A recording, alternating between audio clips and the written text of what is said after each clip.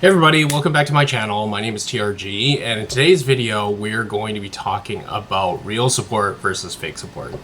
Have you ever had someone who said that they supported you but they just kind of fell off the map? They showed up when it was convenient for them, but they disappeared when it matters. By the end of this video, you'll know exactly how to distinguish between real support and fake support, who's real in your life and who's just pretending. So stay tuned for that. If you like my video, please like, comment, subscribe. And thumbs up if you like my video. It really helps the channel grow. Now on to the rest of the video. Cool. So the problem with this is that fake support actually is not completely obvious all the time. It often looks like real support on the surface level. And people are really good about this. They manipulate you into thinking that they're actually supporting you. But it's really about the motivations behind the actions rather than the actual behavior that they're displaying. And we'll get to that obviously in the remainder of the video. But let's go on to point number one. So the hidden motives of fake support. So why do people show you fake support? What exactly are they after? Okay, so people attach themselves for several reasons to you. Okay, it could be because of your status, because you're really popular. You know, I remember that certain people in high school were really part of the popular group. And there was a lot of people that attached themselves to those people simply because that they were popular, for no other reason.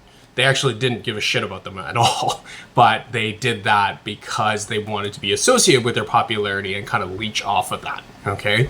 The second thing that I've seen, at least in my lifetime, is about power and connections, right? So if you come from a powerful family or your family owns like some kind of very successful business, they latch on to you to get a hold of your connections in your network. And I've seen this so many times before, to be completely honest with you, not just here in Vancouver, but abroad and other places, and places that I've traveled and worked in my kind of past life, if you will. And so that's one of the reasons that I think that people latch on to other people or show fake support is power. The third thing is opportunities.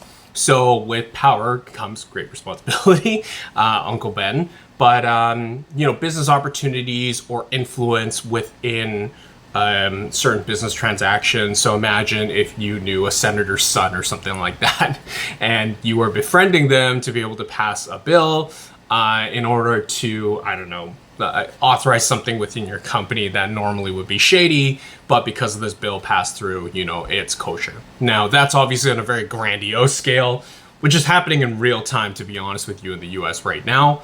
And it happens every day, to be honest with you. But opportunities, present themselves, right? And that's some of the key things of why these people will go about their ways of strategically manipulating you in order to get what they want. So those are some of the key factors that I feel like I've identified in my time on this planet.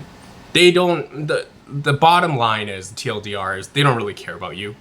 They care about what you represent, all right? Whether it's money, family, status, power, influence, popularity, that's what they care about. That's what they're after. They're not actually there to hang out with the core person of who your character is, okay? So, point number two, fake support, and how fake support actually feels towards you, the victim, okay, shall we say.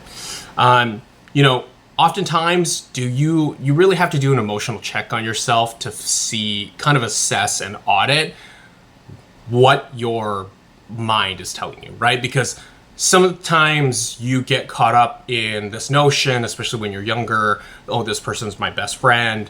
They've been my best friend for so long. I just need to kind of identify them as my best friend and put them in this bucket. But you never stop to question someone's actions or motives, or even how you're just reacting and feeling at the current time. So really an emotional check. Do you feel uplifted after you hang out with them? Or do you feel down all the time? Like you're having to rescue this conversation all the time or mend fences all the time. So one of the things that I have come across in my time is that real friends do argue sometimes. That just happens. It's natural to have disagreements. But constant negativity is really a huge red flag anytime that I'm assessing a friendship. Okay, you can just see it, right? Like if you're spending way more time arguing all the time rather than actually just having a good time, if you're leaving conversations or hanging out with your friend drained because you're constantly having to, I don't know, capitulate to this particular person or kind of bend your views towards their views just to like appease them, then you have a serious, effing problem, right? Like that's a huge concern. And fake support creates consistent emotional imbalance, right? Rather than actual support, which creates balance in your life, right? It's supposed to better your life, not worsen your life. So those are things that I think that you should really look out for. Okay, point number 3. So what red flags to look out for when you are dealing with people that are, you think might be in your life that are giving you fake support, but you're not entirely sure if they fit in that bucket, okay? So number 1 rule, I think they take more than they give, okay? So every relationship has a give and take. It's not always going to be 50-50. Sometimes it's 70-30. Sometimes it's 70-30 the other way. Sometimes in the extreme case, it's 80-20. I would argue that 90-10 is really not a healthy way to live any relationship, whether it's 90 this way or 90 back this way. It really isn't. That's a huge supreme imbalance. But things do happen from time to time. But really what you got to ask yourself is, sorry, I'm just going to adjust the camera a little bit to straighten this out. Really you got to ask yourself is, does that imbalance occur all the time? And is it swung one way? So it's not in favor of you all the time, right? Like that's going to be a huge thing. So things to look out for is, are they always needing money? Are they always needing rides, emotional support? Are they always asking for you to be the rescuer? Okay, the designated driver, they broke up with their boyfriend or girlfriend. They call you anytime that they need help, but they never call you when everything is kosher and okay. Okay, they conveniently make plans with other friends when everything is okay. So do they only call you when you're drunk or when they're drunk and they need a designated driver to drive them home? Or they try to pick fights with people that they have no business picking a fight with and they blame it on the alcohol. They leave it for you to be a peacemaker at the club when you shouldn't be their fucking babysitter, pardon my language. Okay. They disappear when you need help. So put kind of sub point number 2. They disappear when you need help. So it's one-sided emotional availability. Anytime that they need help, they come crying and screaming and call you like it's 911 and they have you on speed dial. Anytime that you're going through anything, they are just crickets. Nowhere to be fucking found. Okay? And we all know this too well because we have had people in our lives like this, not only on friendship level, but relationship, like romantic relationship, even parental, right? Even familial relationships. So they're present in crisis. They're present in their own crisis, but they're absent in yours.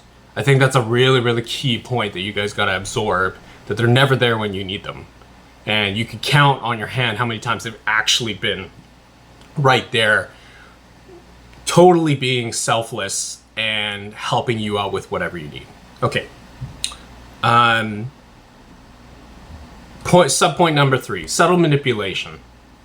So a lot of guilt tripping you, saying, well, we should have hung out this time. You canceled on me, really laying it on thick, not forgiving you for things so that you're kind of in a place where you're begging them back for their friendship and forgiveness.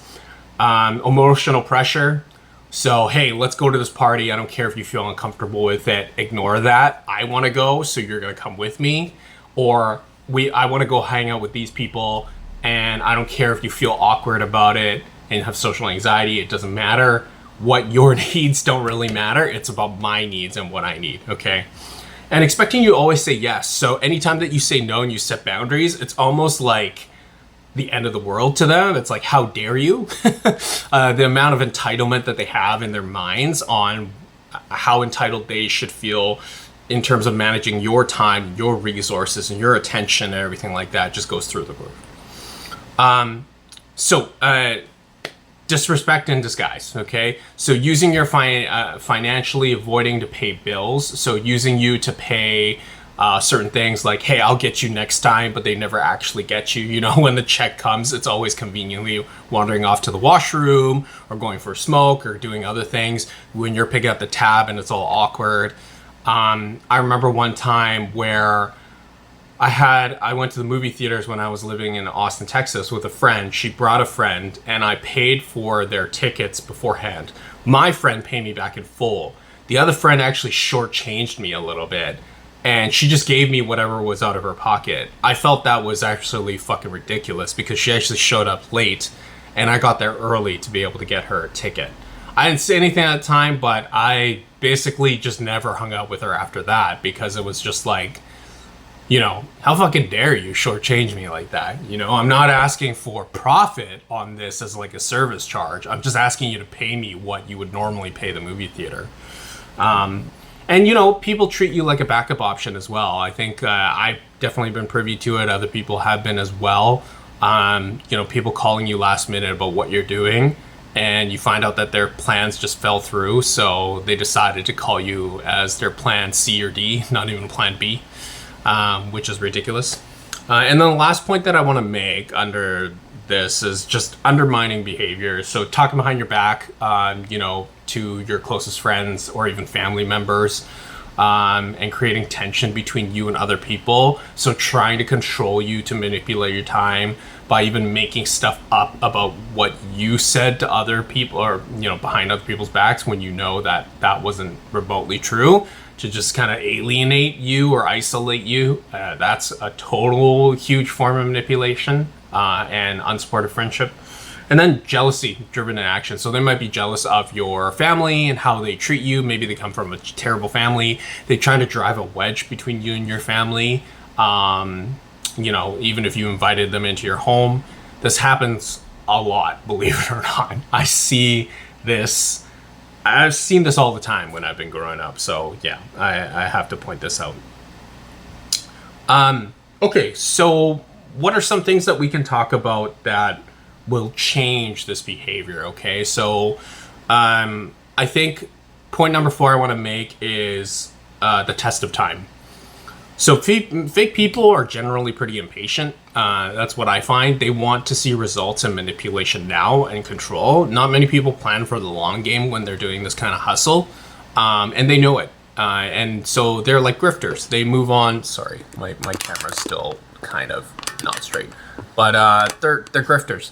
They tend to, and I made it even worse. They're grifters. They move on to the next thing when they can't find their fix or can't manipulate you. So you will probably know pretty quickly if they know that they can't mess with you, and then they're just going to move on to their next mark. So staying connected after moving away, for example, like a lot of people don't do that if they are fake friends or fake support. And I think like this changes with obviously distance, time, and life changes. But the reality is if they really supported you, they would be able to be there for you no matter what. Even if they were in a different state or province or country, we're so well connected now. We can leave people voice messages over WhatsApp or WeChat or whatever you guys use or Signal. It's not impossible. You can post on someone's Twitter. You can even see their feed on what they've been doing today if they recorded something and posted it. So there's really no excuse. It's just when people are too lazy to keep in touch. And this is a two-way street, by the way. It takes two to tango. You know, I've had situations where a friend's called me out for not, I guess, keeping in touch with them. And my rebuttal to that is, sure, I own that part of it, but the other part of it is I haven't heard from you in months. It's a two-way street, right? So it's not always the time that's one way or one way in terms of being wrong. Okay. So point number 5, what real support actually looks like. Okay, so identifying what actually good friendships look like versus bad friendships. They prioritize you, okay? So in their busy lives, they actually make time to spend with you. I have a friend that I go to brunch with every 2 weeks. Pretty religiously, honestly, when I'm here in Vancouver. We try to make it a point to spend time with each other. He has a daughter, a young daughter. He has a wife. he has a life. Not every single time he's like, I would say that most of the times he's able to make it, unless there's extenuating circumstances like he has a business trip or he's going away to Japan or something like that. But for the most of the time, we make time to spend with each other to have brunch because it's important to us, right? And same thing with me, like I could just vegetate at home or do something else, but I go out there and spend time and have brunch with them and catch up. So I think that's really important that people that really care about you are going to prioritize you. They actually include you in their lives. So if they have something new that's going on, if they have a birthday party or something like that, they'll invite you to these things, or like a special gathering that they want you to be part of because they want to introduce you to other friends. They want to introduce you to their family. They want you to be part of their lives because you're important to them, right? So that's a prioritization, but it's even extended beyond that. It's not just one-on-one with each other. It's also part of their network, their lives, their hobbies, their passions, and vice versa. You should do the same. There's mutual effort there. So it's, we were talking about this before, the kind of 50-50 split, right? So the contribution of 50% here, 50% there. Oftentimes, my friend and I, we find ourselves fighting over the bill. We don't go to an expensive brunch place, but we go to a brunch place nonetheless. And we're always saying, I got it, you got it, I got it, you got it, kind of thing. And it's, pretty routine that we do that. So mutual effort, I think that's really important. If there's times where, I don't want to drive as far, I might ask my friend to come down close to where I live, and he does that. He just makes a family trip out of it, and it works out. Okay. This is really important. They trust you with vulnerability, and you trust them with vulnerability. So they're not afraid to admit when they are at fault or they're vulnerable or at their weakest. And they trust you enough that you're not going to judge them for that, okay? And give them solid advice for that.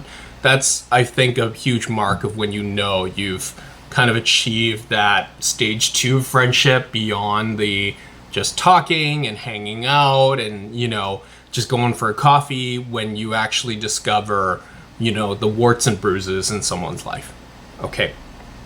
And then sacrifice on both sides. So sacrificing maybe some of your free time or money or resources or whatever that might be in order to give your friend an opportunity, whatever that might look like, whether it's like a job or a reference or something like that, you're putting yourself kind of on the line. I think that's a really, really big indicator that someone is being selfless within your life. They're prioritizing you over themselves. Okay. So those are things that I wanted to highlight. And then the last point that I wanted to make, I think it's really important that when we're talking about being selfless, that doesn't mean that you're someone's slave or you should lose yourself in everything that they do. You really need to respect yourself enough to differentiate between those two things. That's really, really important. So please don't take this advice as you're supposed to be someone's lapdog. That's not the idea at all. This is supposed to be a two-way street. And that vulnerability, I think you become more vulnerable with someone the more that you interact with them, the more you share with them, the more that you're trying to be more of a human being around them, right? Rather than just someone that might have an agenda. So last part that I want to talk about is how to understand your friendship is real. I think you can just simply ask yourself really 3 questions, and you could probably determine that pretty quickly in an unbiased way. So do I feel better or worse when I'm around them and after I'm around them? When you're going out with this person, do you have a good time? Do you actually prioritize that time and look forward to that time on your calendar? Are you looking forward to spending time with that particular person, having a good conversation and walking away with some good laughs or whatever it is? Or is it terrible? If it's terrible, that's a pretty good indicator that they're probably not the person that you want to be around, not for a long time. And there probably is reasons behind that. Second question that you got to ask yourself, is this effort mutual? Is there back and forth with this? Okay? Really, really important. Do you see this person actually giving a damn about you and making sacrifices for you, just like you would for them? Ask yourself that. You know, you'd be surprised how many people I see just get manipulated by their friends, I use that term loosely, and not have any idea, or even worse, have an idea and still accept it. Right?